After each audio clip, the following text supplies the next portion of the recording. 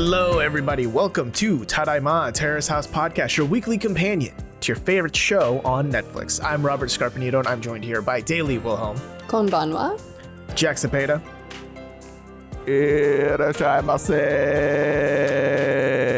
Jack C3PO, more like. I've got okay.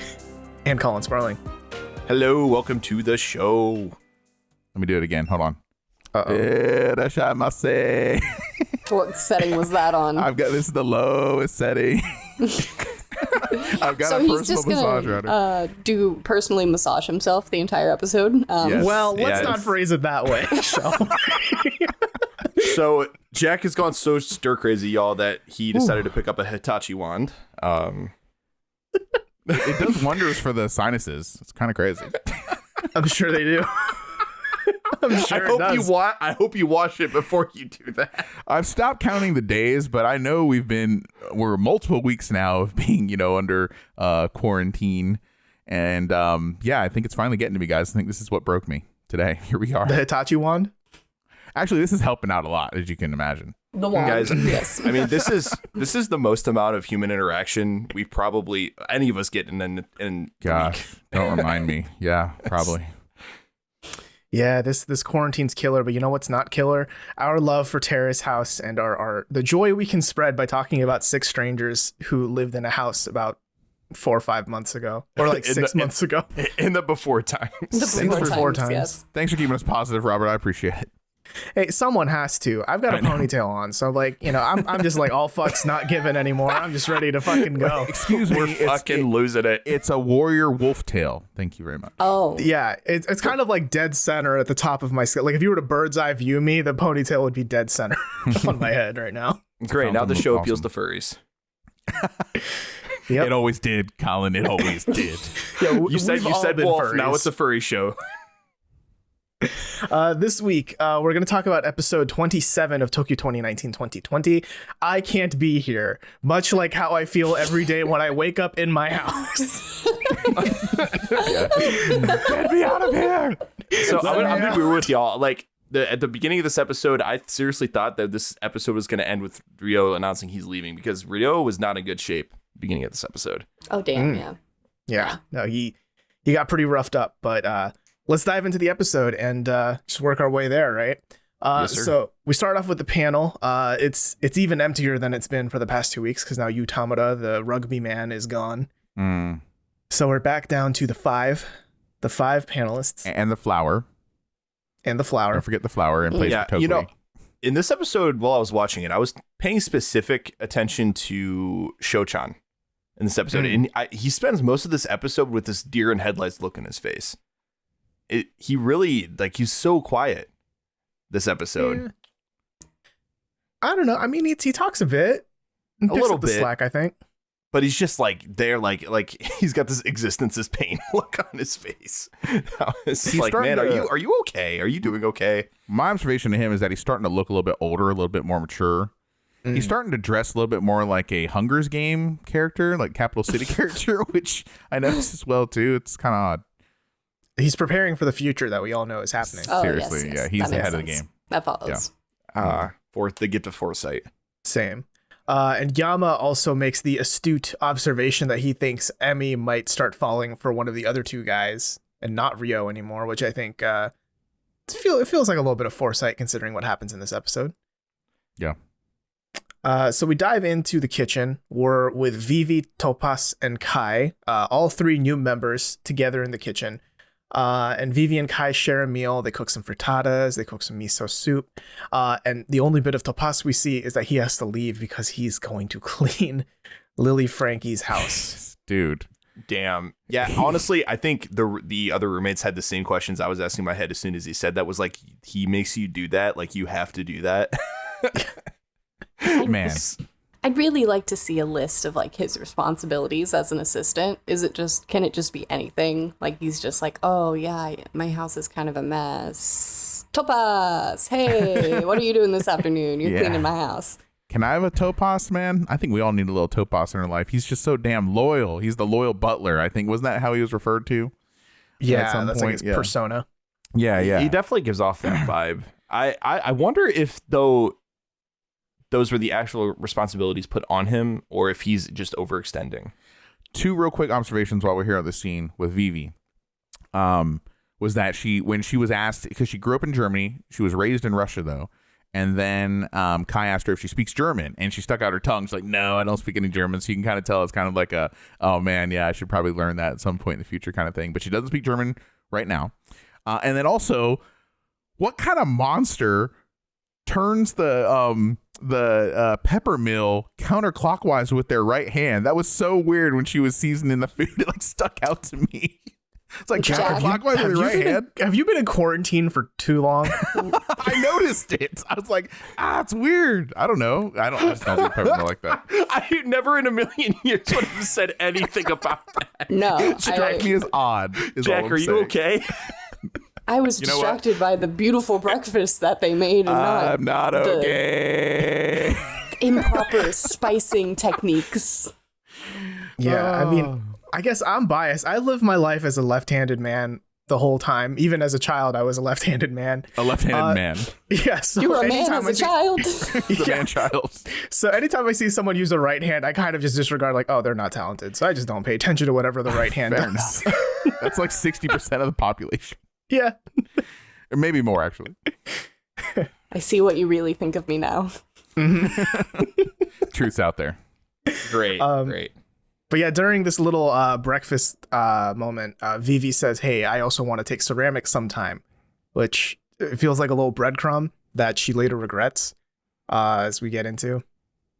And then in the evening, Kai and Vivi are still hanging out. They're like, you know, I think Vivi's showing off some like pictures of a music festival she was at in LA, which is very like worldly traveled, right? And then in walks in with crutches Rio. He limps in. Moseys in. And this is the first time that Rio is meeting the new housemates. On what one an impression. Foot. On 1 foot. He's and Vivi here is like really looking forward to meeting him too. She's kind of already half liking him just because the girls are selling him hard, remember?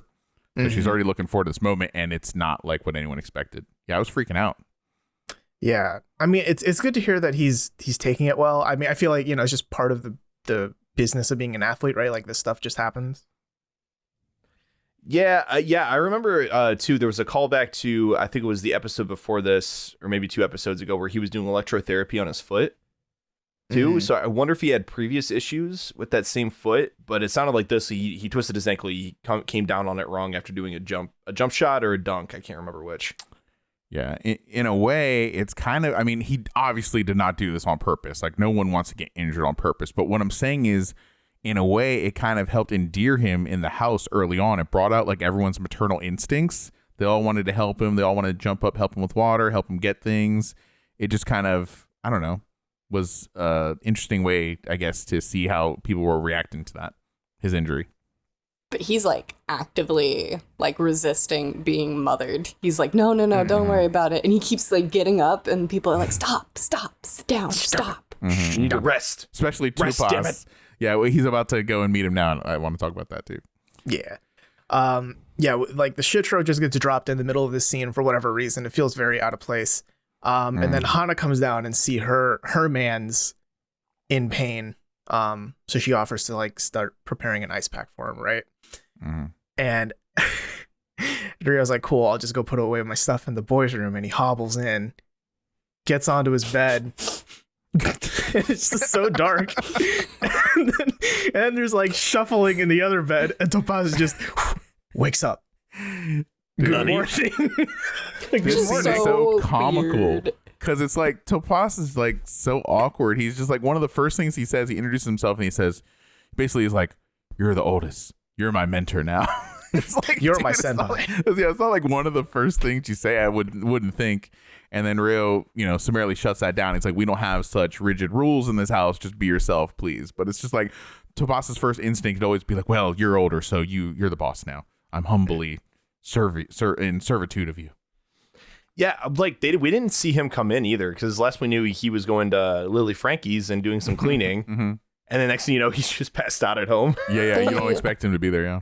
They did warn Rio. They were like, oh, the other member, he's over there, which I assume just meant like the boys' room. But I think when Rio like went into the boys' room, he was expecting him to be like awake or sitting and hanging out, but like not this dark shape to suddenly sit up Dracula like in the bed beside him.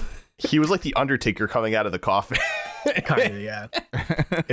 It was so weird, but I'm glad at least Rio's trying to set this boundary. Like, if Tapas is truly like, you're my senpai, I will follow, I will die for you kind of vibes. Do you have an extra house you need cleaned by any chance?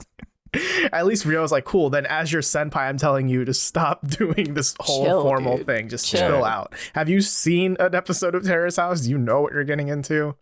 I am Tupas, John Kimverlew, cyber-human relations. It's like, dude, I'm an android from Cyberlife. Does not compute. Yeah. And then we get back into the living room, and now it's Rio, Vivi, and Hana in this whole like first floor space. And I do like the way this whole scene shot, because you see Hana in the kitchen slaving away, making an ice pack. It's a very intensive process. Meanwhile, Rio and Vivi are getting to know each other. You know, they're vibing a little bit in the living room, the couch area. Everyone's looking forward to this, and also Hana's little panda bear, little fuzzy, thing, hoodie the thing. onesie. Yeah. I like Kitty it. It's beauty cute. me. I liked it. It looked cozy. Yeah. It does look cozy. Mm-hmm. But no, Rio and Vivi, they bond over the fact that they've both been to America. They both know English. You know, it seems like they've got a little bit of a spirited connection going on. And then Hana comes back in like, oh, hey, here's your ice pack. Let me help you with that. I'm an athlete too. I know what it's like. Can you elevate your foot, please? Let me be your nurse. Yeah, and this is the first of many scenes where you can just tell through the atmosphere in the air. Hana is just very, very instantly becoming jealous of Vivi. And every scene between the two of them and Rio is just like her eyes are darting to Vivi, leading all the way up to this episode's climax, where Hana eventually just breaks down. Yeah, it's crazy. Like, I know she said, like, she was like, I'm not going to be this crazy, like, excitable, like, normally, but she's not even, like, at her usual, like, Genki, excitable self. Like, she was, like, off the rails in the previous episode. Now I feel like I'm getting whiplash because she's, like, so quiet and soft-spoken in this one. Yeah. I'm sorry, Irish whiplash? It's a wrestling movie. It's a wrestling. Oh gosh! It's I Irish learned whip something today. Okay. The Irish whip it's a good pun based on wrestling jokes. If you know wrestling. Oh, okay. Educate The us, one senpai. person listening. Let's steer away from Oh wrestling yeah, Robert. Yeah. as quick as possible. Everyone else is like, all right, Robert, whatever. Yeah, Robert. Still, while Hana is helping him with the ice pack around his ankle and stuff, he just keeps his conversation going with Vivi.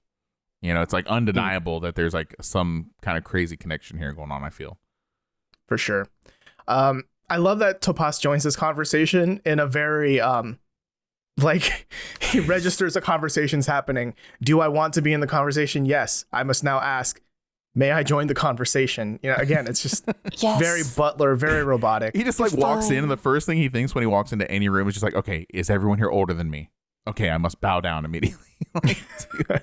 I'm like be upset that yourself. there's no one younger. I would like, what if he's just like super loose and casual with younger people? He's like, hey, what's up? What's up? You just Like, flip a just switch. Totally fine, but it's just if people are older.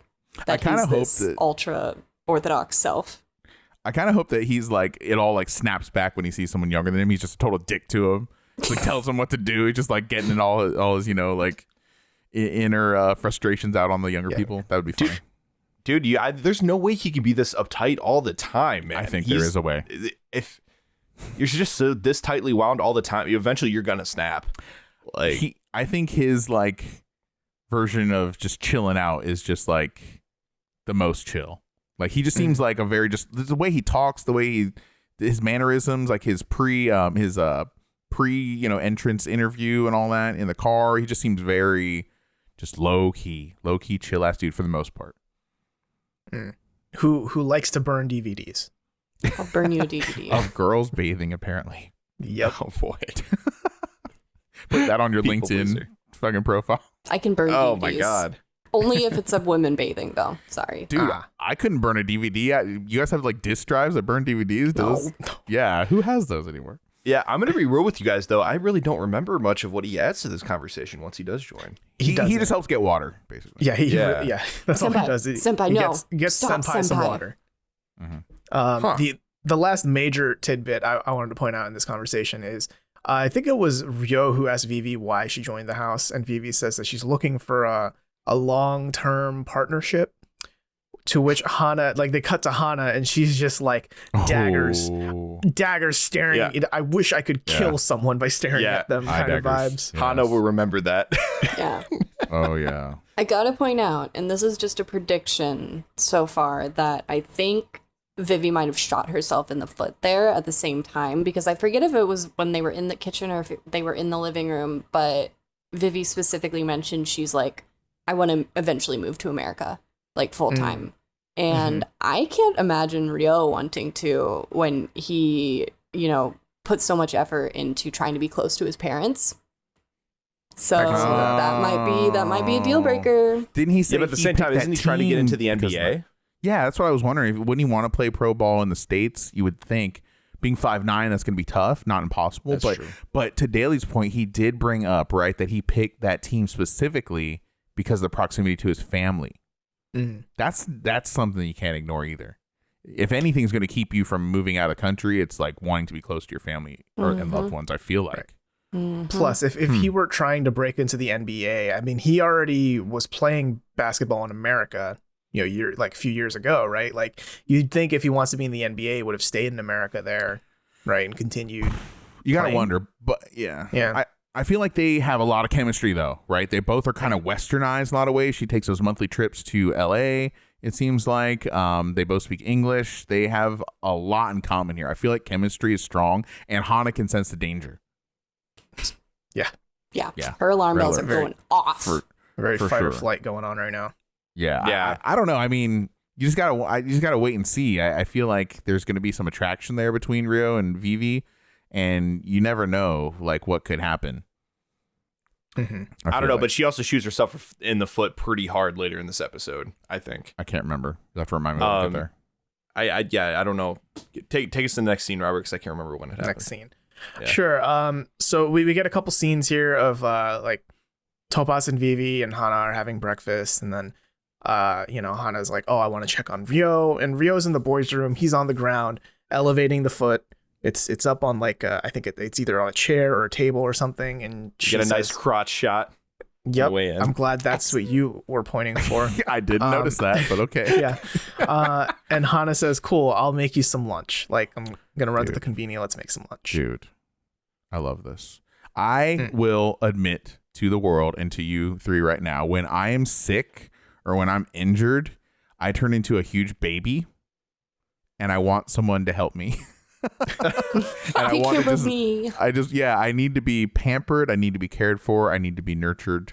That gets my heart like a lot. And you, the panelist, is like the opposite. She's like, just leave the Picari sweat at the door. Don't even knock. Like, I don't want to see anybody. Me, I want to be doted on, I guess. Sorry, but I do.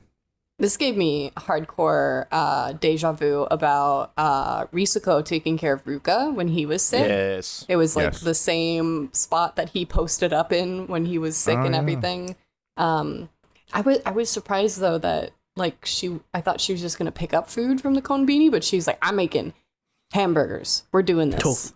Tofu burgers. Yeah, dude. I would have loved that. That's the way to my heart. Food and just like nurture, food, I guess. And when I'm sick, just food for sure. If someone can cook and knows their way around the kitchen, that is a plus.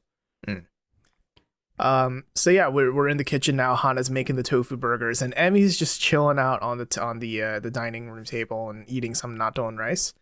And there's this really awkward conversation between the two where Hana asks Emmy for like advice on how to essentially confess your feelings to someone you like. And it's, I mean, come on, you both know you're both, at least as far as you know, into the same dude right now. That's like asking your enemy for advice and expecting them to give you good advice. Yeah, hey, can you tell me how to beat you, please? Yeah. I feel like Hana might just see Emika as less of a threat because of Vivi's presence and how strong she has come on And she's like, we could team up together. I wouldn't mind as much if he ended up with one of us versus Vivi. They're just collectively just like, this chick's the worst. May the best woman win. After that dinner they had together where Emika confessed to Hana that she likes him, they had that awkward high five. Remember that? I kind of get the sense that like they're kind of like, yeah, game on, but they're also kind of like, well, neither one of us feels like he likes us very much, so they might be bonding in some weird way, like indirect way. And so maybe that explains why Hana's more comfortable speaking about the stuff so openly and candidly with Emika. Because they're just like, well, none's going to happen anyways, but how do I take care of this for me? You know, Hana seems more... them have like the upper hand at the moment. Right, exactly. And so I think Hana's just more like concerned, it seems like, with like reconciling her own feelings herself, even though her hopes might be not very high. For I think I would... If somebody, I don't think they're going to get a friendship out of this. They might get some sort of like short-lived camaraderie, but continuously I've noticed more and more that Hana is just so self-centered with pretty much everything. Yes, you know, she's like, the dark side. How do I confess my feelings? And like the whole scene, like the scene where the last episode where Hana over and over again is just telling Emika to answer the door for her. Like that was weird. Yeah, that was it's me.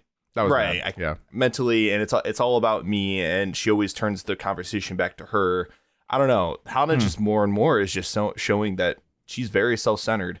And when she eventually does sit down with Rio and try to get her feelings out in a sense, it just kind of still comes across self-centered in a way. It was bad timing, right? They talk about that this episode, because he's worried about his injury. He's worried about getting better. And it's just like not a great time to discuss potentially dating someone right now for him. I can understand that. But you're right, Colin. I think Hana's just more concerned with getting it out there. Seizing the moment, like, I got to get this out, you know, blah, here's all my feelings. Sort of. Blah. Yeah.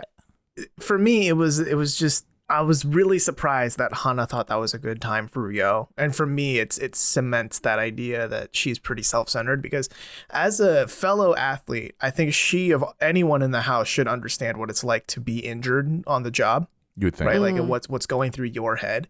And Rio made it extremely clear, like he was ashamed of his performance. You know, like that's a pretty shit place to be in. It's rough mentally, and it probably just kind of hurts your overall mood.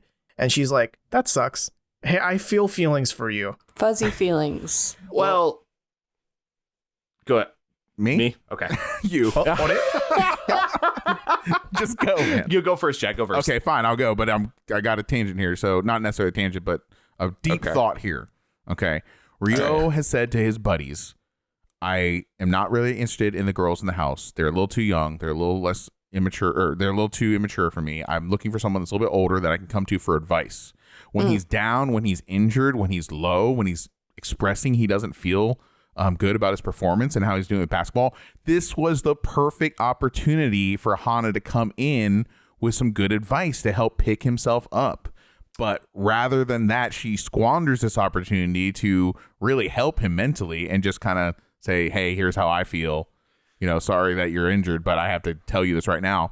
And it might not be necessarily all her fault, because for all we know, they don't get a lot of time to speak together or a lot of one-on-one time. He's not really proactively trying to date her anymore. They're not going outside of the house. So we don't know. They might not see each other very much. So she might just be like, well, shit, I better do this now while I've got the balls, while we're alone at the table.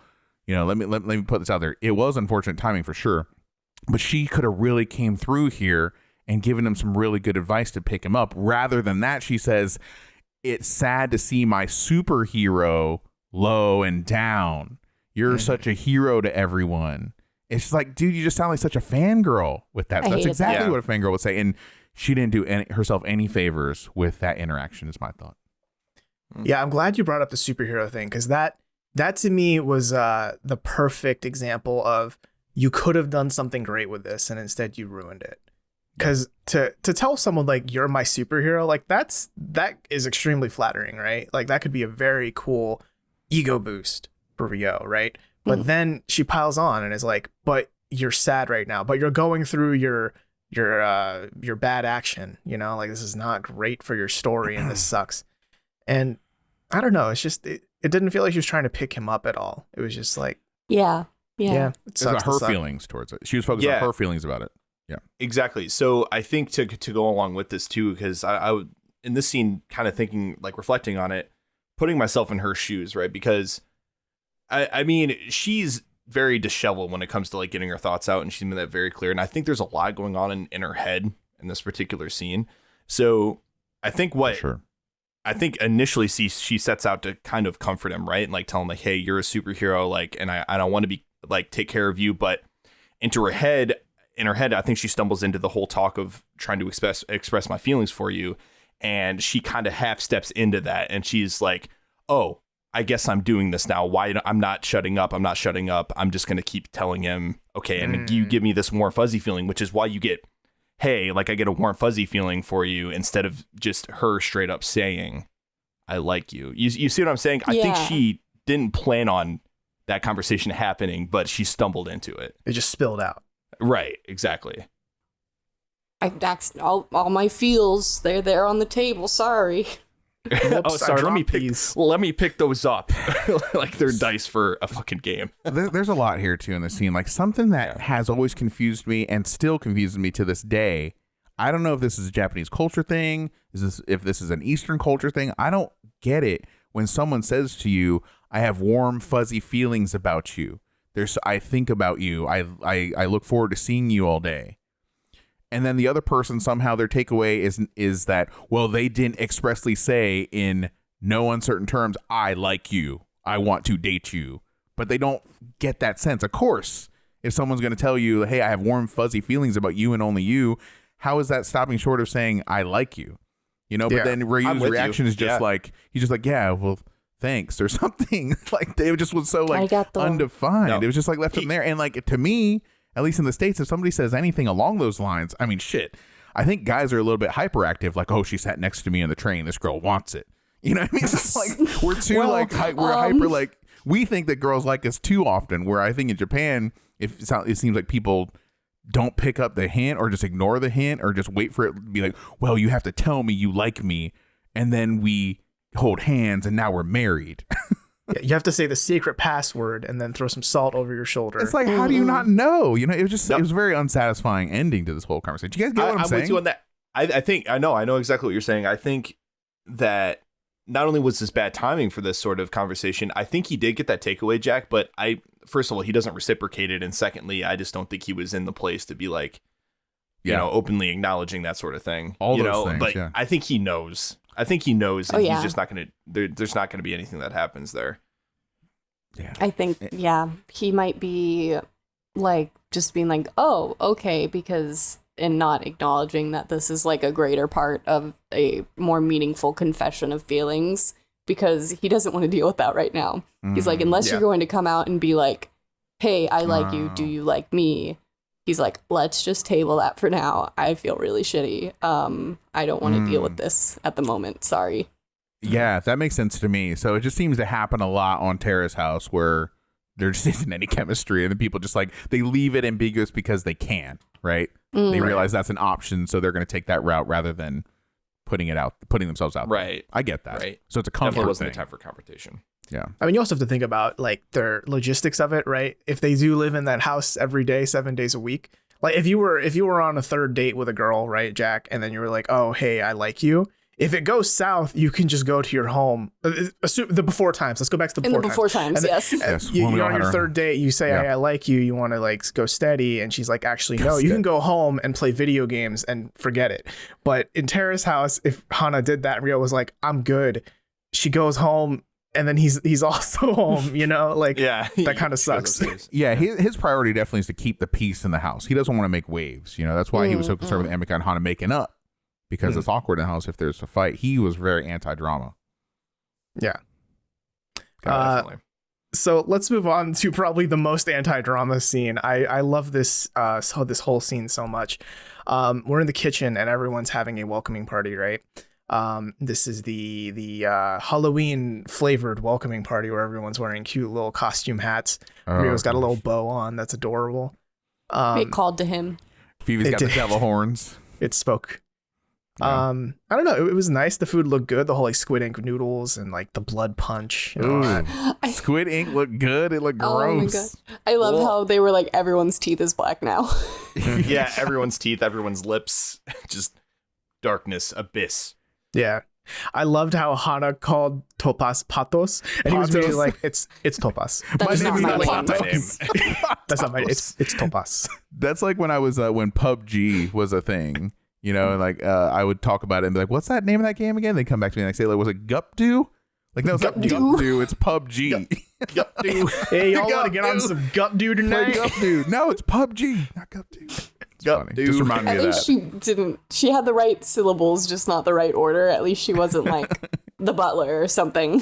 I'm telling you, just think Tupac Shakur. You'll always get his name right. Tupas Shakur, John Kimberly. Tapas. Topaz. Topaz. It's a two. It's a U. It's gonna be hard. Yeah, it's Think not like topaz. It's not Topak Shakur.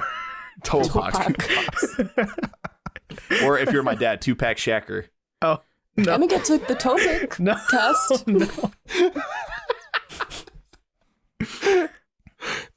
Squid ink. so Have you let's- guys ever hold on real quick? Have you guys ever eaten food with squid ink in it? I see something greasy and black, and I'm like, I'm not putting that in my mouth. That sounds bad. I feel like squid ink is greasy. Did not mean for that to sound like that. But those It's gonna be that noodles, sort of show. I Huh? wouldn't put it. I wouldn't have wanted to eat squid ink noodles, I guess. So, what are your guys' thoughts on squid ink food? It's fine. So you don't Never had like it. oily black nudes, is what you're saying? Dude, so Burger boy. King in Japan had an all black burger. Like even the bun was like charcoal black. It just seems to Yeah. be like, I don't know, man. I wouldn't want to eat that. So, can somebody hand me a shovel so I can just keep digging us deeper into this hole? I'm trying to get us out. I'm legitimately talking about like squid ink food. I wouldn't eat it. Daily I'd seems eat it. I'd try unbothered it. by I'd it. eat it. I'd try yeah, it. yeah. Jinx. Then sort it of. stains your teeth, though. It's not a good look. But hey, for Halloween, I guess I get the. People mean- put charcoal on their teeth. Yeah. Yeah, and like popsicles stain your tongue. I mean, I Yeah. don't understand how that's that big of a difference. Just brush your teeth after. To get us back to the scene, Kai, I think, takes this moment, right, to seize the opportunity with Vivi and say, hey, yesterday we talked about going to ceramics. Let's do it. Let's do it. And they don't set an exact date, but he's like, let's do it. She's like, yeah, okay. Right when right after she's talking about how Rio reminds her of her ex, how they blink the same, all this, Their eyes are the same. She's throwing things out, and like, dude, I've heard that before, and I've used that before.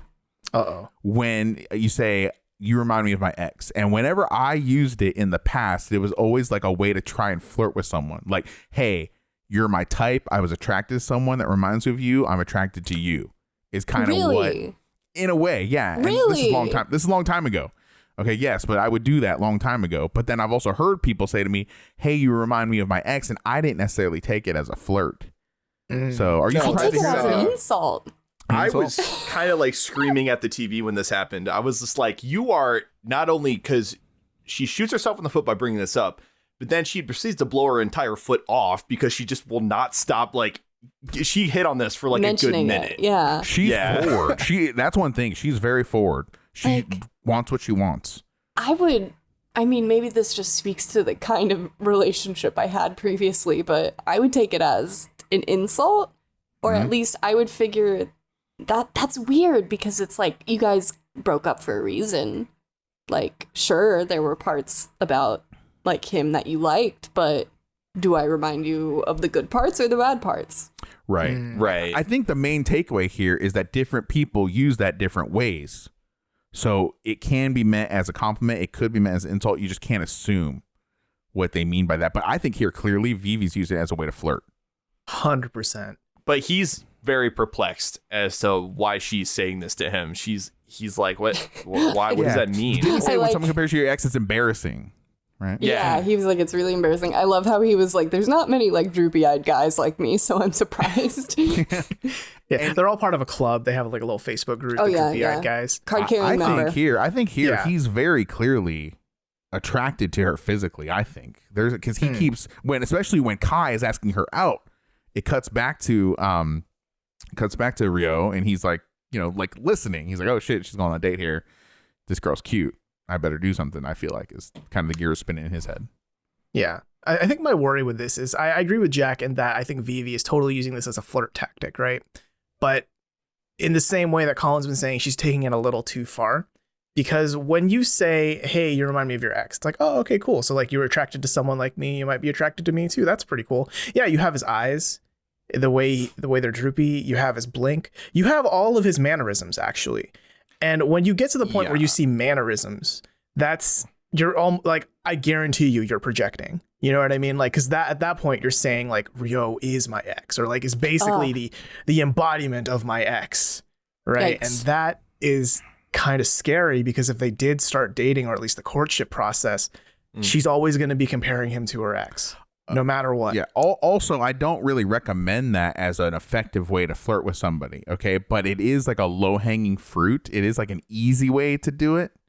But it's maybe not the best way, because that's, I've used it in the past as a tactic to flirt, but also when it's been used on me, I didn't take it very warmly.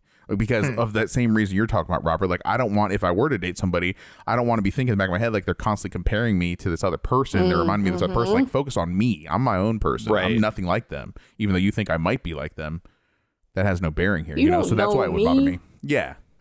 Yeah, it's kind of seen as a universal no-no, I thought, as the most part. Like, you're out on the first date with a person, and one of the first things they say to you is like, yeah, you remind me of my ex. I think that's a giant red flag. Yeah, like, just comes across as like that person's not over them, or I don't know. You don't want to sit there and listen to someone else, someone else's past relationship the entire time you're trying to court them. Yeah, I think her ex does come up later too as they begin to talk, but we'll get to there in a couple scenes. I never thought I'd say this. After seeing last episode, I never thought I'd say this. Tapas is the smoothest man in Terrace House right now. Dude. He is an efficient motherfucker. He is. Ruthlessly efficient. Yeah. We, right after, or this is actually before Kai asked Evie to go ceramicsing, Tapas says, hey, I would like a tour of the house.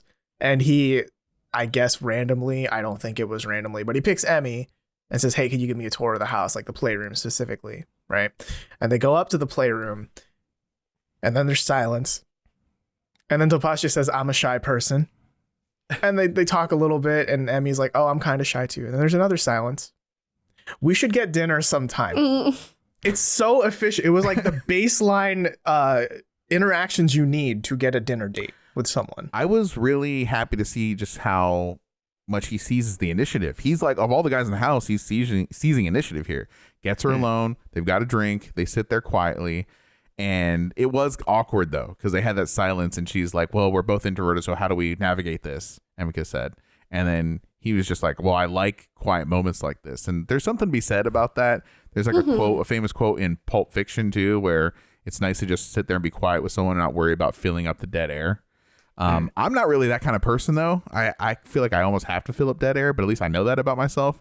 But they seem to have good chemistry here. They seem to fit better than I would have thought. And I thought Tupas would have been more just like introverted, right? And just not even talking to the girls until they talk to him. But it's not really that way. It's cool. They've got stuff set up. So for me, this scene was like, at first I was kind of cringing because I was just like, it's so awkward. It's like cricket. And then once I started talking, it got a little bit easier for me, but it was really hard for me to read Emmy in this situation until after she was back in the girls' room and talking about what happened, because it sounded like she was very surprised, pleasantly surprised, really, that someone so quiet was being so forward. Yeah. And she was excited to get to know him more. Yeah, they scheduled not only a dinner date, but possibly a movie date. I thought that was yesterday. Yeah, that was the only awkward part. Like, I definitely think he was like being like super smooth. It really made a lot of sense to be like, hey, show me the playroom so we can be alone. But then he did like the thing where he did like the half bows, like, yeah, well, like, thanks for going to the movies with me and going to dinner. And it's like, stop, please stop. Yeah, thank you for being my tour guide. Yeah. Also said. What I like about Tupas is that he is not afraid to put himself out there. I kind of, like I said, I thought he'd be more introverted, but he's like, hey, like, let's go out. Let's make this happen. I appreciate after we got people like Shohei and Kenny, they keep coming up. I just like how these guys are like taking the initiative. It's nice. They're not passive boys. He is not. Tupas is not passive. And that's like the biggest surprise of these three boys in the house right now. 'Cause like I said, I just thought he'd be totally introverted, but he's not. Kai and Tapas both? Can I pitch a possible alternate reality of what might actually be happening that we haven't seen yet? Oh my. Here we go. Another Terrace clip. Tapas gets a call from Lily Frankie. Wait, is this real or are you making this up? I want to believe this is real. Okay. And and Lily says on the phone, "Hey, I've seen a bit of Terrace House. That Emmy girl is really cute. Please get me to meet her." And this is all the ploy to get Lily Frankie to meet Emmy. Yeah, they made that joke, the panelists, that like they'll definitely flirt. We'll see. We'll see if Lily gets in the house. He wants in the house. He wants in that house. Yeah, he wants in. We'll see. It's if kind of the scary. schedules permit. But yeah, I don't know. I'm happy that this is happening. It's just something new, you know. And who knows? Maybe this could be the first real relationship of this whole season, of this whole 26 episodes in. Maybe it's the first one. You know? Yeah, they have a weird chemistry. Like I said, they're just both kind of low key and chill. So we'll see. Well, that could be a total disaster too. True. I hope it goes well. I think it's refreshing to see Emmy just kind of comfortable. Really. Yeah, I don't know. If she keeps like asking to go out to really expensive restaurants and just acting all entitled, like, oh, pick up the bill. Like, I don't know. That'd be annoying too. Maybe he'd be into right. that. He's used to that with Lily Frankie already. He That's does true. like acts of service are like his love language. Yeah. You know, that's how it seems. Yeah. To continue that scene in the girls' room, Hana and Vivi are pretty much now on the same page of Vivi totally might be into Rio. They both agree that he's so American on the inside, right? Mm-hmm. And it's to the point where Vivi kind of doesn't want to go on that ceramics date with Kai anymore because she seems to be tunnel vision, like all in on Rio. Yeah, that was kind of like, damn, dude. Man, I can't believe she's being that forward already. Like, she's just, nope, I don't want to go with Kai. I'm here for this. Yeah, I think the other girls are probably like, oh, yikes. I don't know. Didn't hit me right. I think Hana's going to stab her. She said she would. Yeah. I mean, yeah, I'm going to stab you to death. But actually, for real. Jump off the turnbuckle and frog attack her. As Get close to your mic, showed. room girl. We've seen the actual image of her like jumping, like she's got to be like 6 feet in the air, like about to land on someone's face. Oh man, imagine if she shows that pic. If she jumped off of the stairs and like landed on somebody on the couch, that would be awesome. Y'all, is this going to lead to our very first like actual for real cat fight, like physical? Is No. it bad that I want that? No, I hope not. Especially because Hana like fights for a living. No one's dumb enough to fight Hana, I feel. Yeah. Hopefully. But it would be crazy. But yeah, in the kitchen, Hana shows Kai those pictures of like, oh yeah, look at me, I'm doing the wrestling thing, right? And then Vivi comes downstairs, and then Kai immediately pivots like, oh man, Vivi is so talented. Have you seen her drawings? Her drawings are really good. Hey, Vivi, do you want to show off your drawings? They're really nice. Even though Vivi's like really modest, like, no, they're not that great. Kai's just like dumping those compliments on her, you know? You kind of get the sense he likes her. Real quick, did we brush over the scene where the girls are talking in the bedroom? Because that was a pretty pivotal scene. I just want to touch on real quick for a minute. That was where Vivi basically said so much to Hana that she's into Rio, right? Yeah. Which is like a pretty big, like, to say it out loud, I guess, is like, it's out there now. Like, the girls all know the name of the game now. All three of them want Rio. Yeah. We covered that. Yeah. But yeah, in this scene though, Kai also springs the whole, hey, let's go to the ceramics date now. Like, you ready to go? Let's go today. What? Now? We're going. So soon? No, I like Rio. I can't go with you. Yeah. I don't know. Like, I didn't know how to feel about this. Like, I get trying to be like spontaneous and stuff like that. But I don't. She definitely. I don't think she gave the reaction that Kai was looking for. Yeah. Yeah, but he was still like, I don't know. He took it in stride. He was still like, yeah, let's go. Let's have fun. Yeah, and it looks like they had a good time. Yeah, they certainly had fun. I liked the way they kidded around. I liked the way that Kai actually wound up being better at making like the bowls than her. She was like trying to hide hers. That was cute. His looked good. Like, I would be proud to have that in my cupboard. The way his looks. I don't think Vivi's not so think much. that he made any progress though, in terms of courtship with her though. At least I didn't feel that way afterward. It didn't seem like they went out to eat, or I don't know. Maybe they did. They just didn't tape it. But yeah, it seemed like a real quick, just like almost like running errand kind of thing. I gotta go make a bowl. Check this off. Yeah. But I don't know. I mean, it was at least like a nice, fun little date. I mean, it just seemed like they were both having a good time. Yeah. It was just kind of painted over with the whole like Vivi doesn't want to be here a little bit. Yeah, to be painted with that brush. And I am actually a little worried when we get far enough into the show where they can start seeing those episodes. What that's gonna do. Yeah, it's just constant atmosphere of the house. Yeah, constant danger in Terrace House. It's like what's gonna happen in the months ahead when they see this shit. Mm-hmm. Right, exactly. Kai's gonna be like, oh, she didn't even want to go with me in the first place. Yeah, it's rough. Yeah. I wonder how Kai would take that, because he seems like a pretty laid back guy, No, yeah, I think if in the future like it becomes one of those things where he becomes way more invested, then maybe. But I think right now he would just be like, I mean, that sucks, but whatever. I feel like he's gonna be able to take the hint. Like if he's like, hey, do you want to go out again? And she's like, sure. It's like, okay, so this is gonna be a purely platonic thing that we got going on, which is fine. Sure. Yeah. And then we cut to the last panel scene of this episode. I don't know. The only thing I really thought was noteworthy here was that Yama thinks that Tapas is relying on the butler persona a little too much. That's who he is. Yes, living a life of servitude.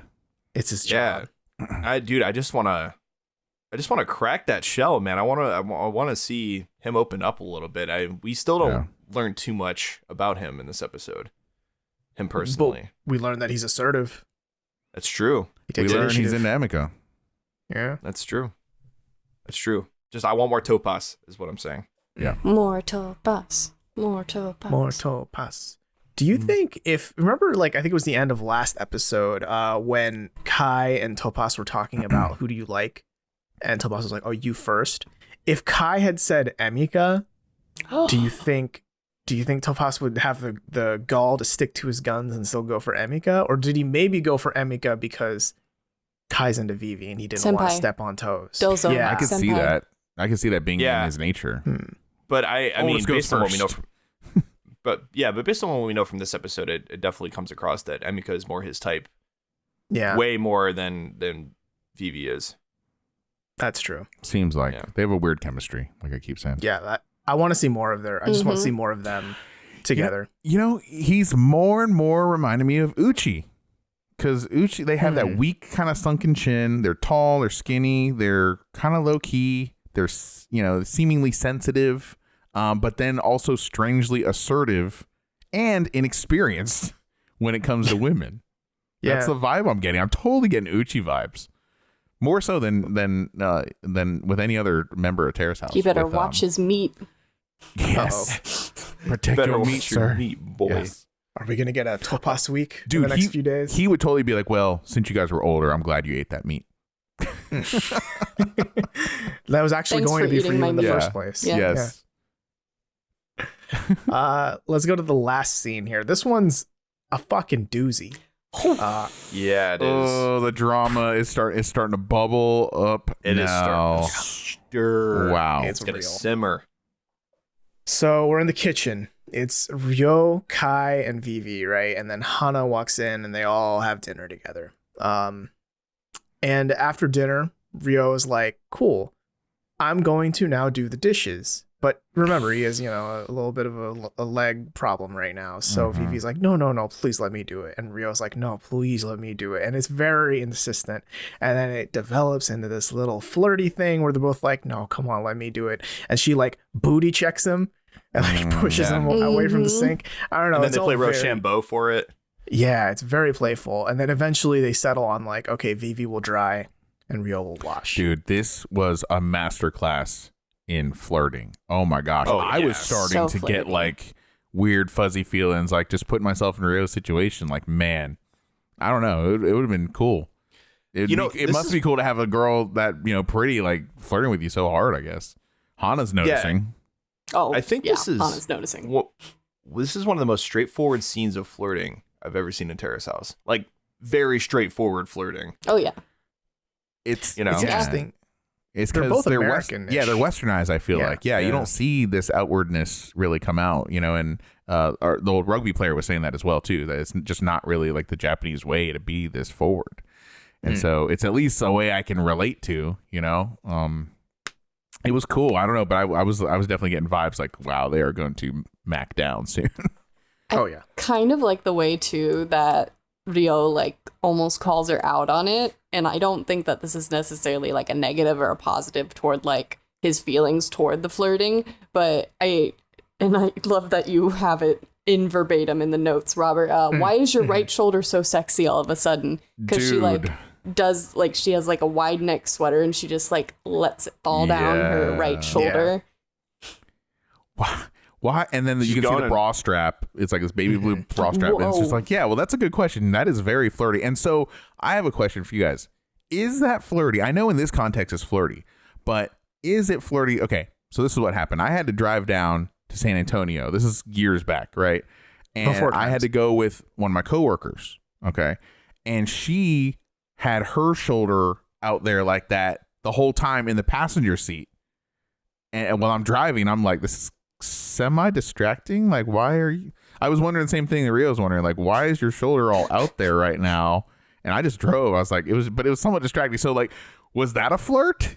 Daly's laughing right now. Oh my gosh. So it's true that, but like what public schools have told me all my life is that girls' shoulders are distracting, and that's why we're not allowed to wear like tank tops, etc. until we graduate. And okay, I guess it's proven. Like literally, I did not own any tank tops until like I got into college because it's like I wasn't able to wear them ever because I had school. And the double standard is that you guys yell at me if I don't have a tank top on. You can't Very see my true. shoulders. We would be distracted without your shoulders, yes. Yeah, you're like, hey, where's your tank top, Jack? I mean, you all know that famous Instagram hashtag free the shoulder, right? Yes. No. It's like right next to free the nipple, free the shoulder. Yeah. Free the Very shoulder. big. For the I ankles. think But sometimes it's just fashion. Yeah. Yeah, And- it's just fashion. And the thing is too with this, I would say this specific instance is absolutely flirting, because if it's if we're being heteronormative and you're a guy and you're next to a girl and she has her shoulder out in a very wide neck dress, if you are flirting with her, you would say something like dead ass like, why is your right shoulder so sexy all of a sudden? Like that's fucking like, I'm into you, it's sexy, right? But if you're just like, oh hey, your shirt's a little off on your shoulder. Like you would say like, oh, hey, your shoulder's hanging out. Aren't you like, cold? if you say it that way, then it's a little less like, hey, your shoulder isn't sexy, or like, I'm not trying to say your shoulder's sexy. It's just, it's out. I think shoulders can be distracting. They're not always distracting, but I think they can be, particularly in this case with Vivi and with that passenger in my car at the time where like, stop it, Daly, put your shoulder away. It's not distracted enough daily. but it's like when that's the only thing out there. And then also the bra strap exposed is pretty suggestive regardless. I mean, strapless bras are a thing, but Daly, stop it. Oh my gosh. I don't crack me up. But here's the thing. I was distracted in the car. I didn't say anything, but I was wondering, I was like, is this a flirt? But I never had the balls to vocalize it. Yeah. I don't know. Am I the only one here that like, I mean, yes, aside from this context, it was meant to be a flirt because it's acknowledged. But in any other context, I don't really think twice about it. I just assume it's just a part of fashion nowadays and that just happens. Like, I'm like, okay, yeah, that's your shoulder. Yeah, but if you're one-on-one with a girl in a car, if we didn't have the buildup of like, right. Yeah. Hey, hip check, I'm doing the dishes. No, let's do rock, paper, scissors over it. Oh, like, let's go chat in the living room together alone. Oh, yeah. Yeah, I think the Wow. bonus here is that shirt, she wasn't always wearing it as a one shoulder on, one shoulder off. Oh, She he was said wearing bonus. You're right. Hmm? He said bonus. I thought he said the bone is here. The boner is here. Yeah. Oh my God. But it's because at some point the outfit changed to expose a shoulder. And at that point, that's definitely like either intentional or you were washing dishes so fucking hard. There's no way she was trying that hard. Yeah, there's no way. It was totally intentional, and she wanted him to notice, and he did. And then when she realized that he noticed, that's when she sunk the hook and it's like, hey, you want to come over and chat over here one-on-one? Masterclass. This girl wants it. And like I said last week or a couple weeks back, whenever, this girl's like a killer. She's going in there saying, I'm going to take all three boys home. and she's fucking trying to do it. She's working on one. She has unseated Emmy and her hip hop and drink beer with me. I think that this whole scene has unseated the erotic queen that she is. Question mark. She's in another league. Yeah. Yeah. I mean, Western sensibilities, man. That's what it is. Yeah. And we get all of these shots peppered through all of this of Hana. And at first she's just sitting there stewing. Then she pulls up a book and she's trying to just bury her face really hard into that book. And then she starts tearing up. Sniffling, crying. It's brutal to see. I mean, no matter what, whether or not you're pulling for Hana or anything, like we've all been there before where you just like somebody and you just see how much better off or how much more chemistry they have with somebody else that's not you. It's just a painful thing to realize. And she doesn't have that much experience. She's getting it now. She's getting a hard lesson in love right now. What I liked about this scene was when Kai sat next to her, he was just like trying to be a friend, talking about her wrestling. I can't wait to see you drop the knee on somebody. He kind of looked like Colin. I thought he kind of looked like a dreamy Zach De La Roca here from Rage Against the Machine. I thought he totally had Zach De La Roca vibes with that. And he looked pretty handsome there. And he's just trying to be a nice guy. And then he realized that she's crying. And it was like, that was almost like... well, first of all, she had to watch all of this happen right in front of her, and that's just some form of torture for her in this situation. Dude, yes. Yeah, it's literal torture, and so I wasn't very super surprised as she just finally broke down, but it was just like, damn. And the fact that Kai sat down next to her, that was almost like a scene out of a movie. It was like he just sat down, he's like, he didn't realize what was going on, then and he turns over and he's like, oh my God, are you okay? Yeah, I'm glad she had that shoulder to lean on, or you would think. I mean, she said, let's go talk, right? That was like the last line. And things. So I'm glad that at least they are going to talk. If she was just sitting there crying the whole time, it'd just been too much. Yeah, she needed to get the fuck out of there and quick. Yeah. Like she couldn't be there. Yeah. I'm very interested in this conversation that's going to happen. Hopefully at the start of the next episode, and they're not going to leave us hanging. This is the second time in like 5 or 6 episodes, right, that an episode has ended with Hana being like, I want to talk to X person. And then presumably we'll pick up talking to that person. Yeah, hopefully this leads to some bonding between Kai and Hana. I don't know if it'll turn into anything, but hopefully they'll turn into friends. No one thinks, right, in this room, no one thinks that like Rio's going to pull a 180 and not like Vivi and then like Hana all of a sudden, right? Like that's pretty much like dead in the water, I feel at this point. I think Emmy or Hana, like I think they're out of the running. Like Vivi is like planting her flag. She's like, this is, I want him, he's mine. I'm going to flirt with him and I'm going to get him, and fast. She is like not hesitating. I don't want to pull 180. I don't think he's going to go back to either of the two, but I think he's going to pull like a 90-degree skirt and be like, this is cool, Vivi, but I'm not into you. I can totally see that. Not into Vivi. She's everything that he has been looking for. Do we know that for sure, though? Yeah, it's a little early. And keep in mind, he says he's looking for a girl that he can seek advice from. And I mean, so it's very early, right? But I'm not necessarily getting that kind of vibe.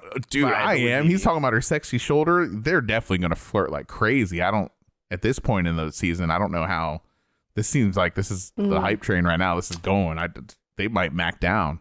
I hope they make out. I've been asking for a make out scene for a long time. Can we do something, please? Can we have some sexy time? But for Rio, this is the final countdown. He's looking for a wife versus like sexy foreign girl to date for a while before she moves to America or before whatever else happens. And he's dated Western girls before too. I don't know. All the things are lining up here for this to go sexy time. I don't know. I think it's a little too early to say still.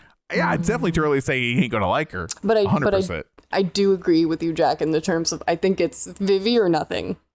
I don't think. Yeah, he's already said that. He's already said he doesn't like those other girls. So either Vivi or someone leaves and someone new comes in and he stays. Who knows? Yeah, I don't know if honestly, it's too early to tell. I mean, this was like a clear moment that it's going to go somewhere. They're at least going to go out a few times or whatever. But I don't know. Things could change though as Rio really gets to know her as a person. Yeah. I mean, she seems very tenacious and a little bit bullheaded, if I'm being honest. Man, it served her well so far. You're talking about Vivi being bullheaded? So. Yeah. But can I pitch another possibility here? this is even outside of the realm of romance. I could see Rio maybe leaving soon. Breadcrumbs being, What? there was that discussion between Hana and Emmy where they were like, oh, did you see that article? Like all those people are bashing Rio. Like, oh, you shouldn't be in the house. You should be practicing basketball and all that. What article? They talked about it. Like there was an article, like it was last week's episode or the week before. It was before Vivi showed up.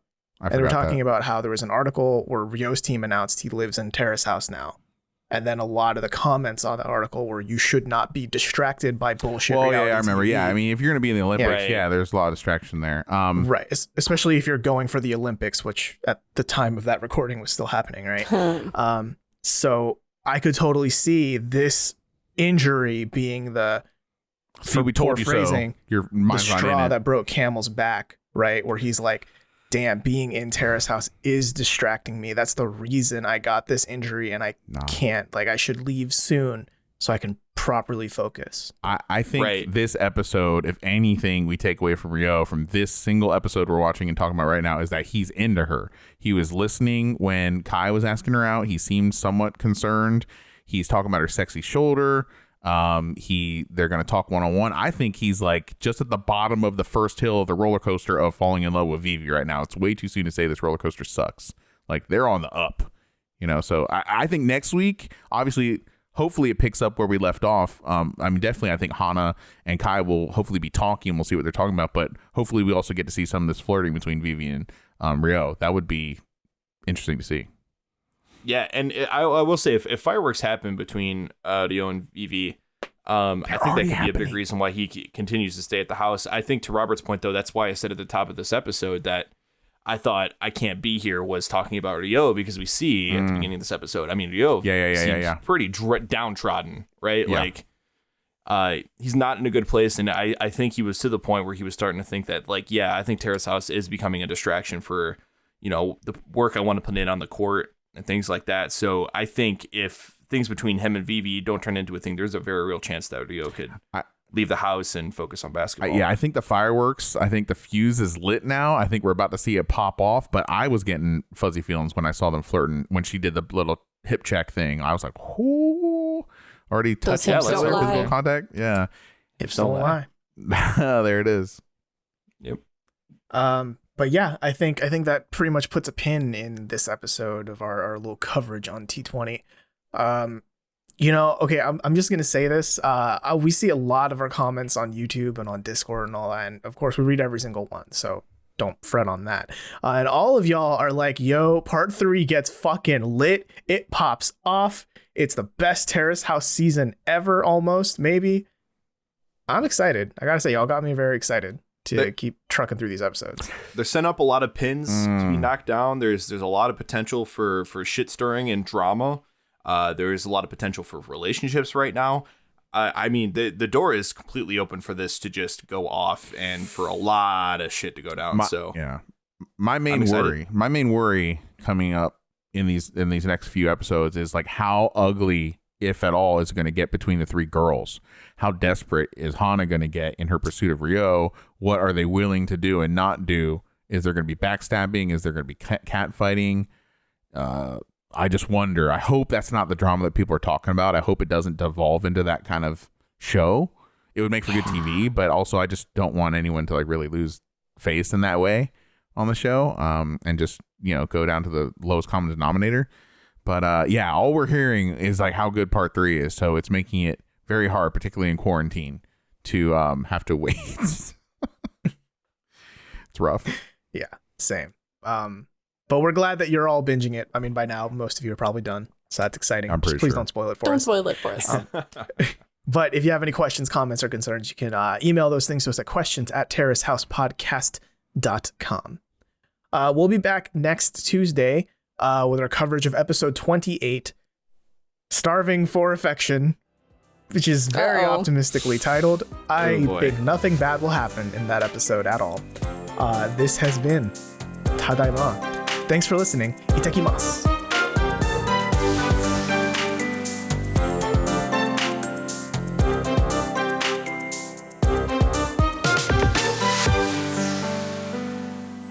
If you enjoy our show, please like, comment, and subscribe, and ding the bell to receive notifications when we publish new content. Follow us on social media and check out our brand new Discord server linked in the description below.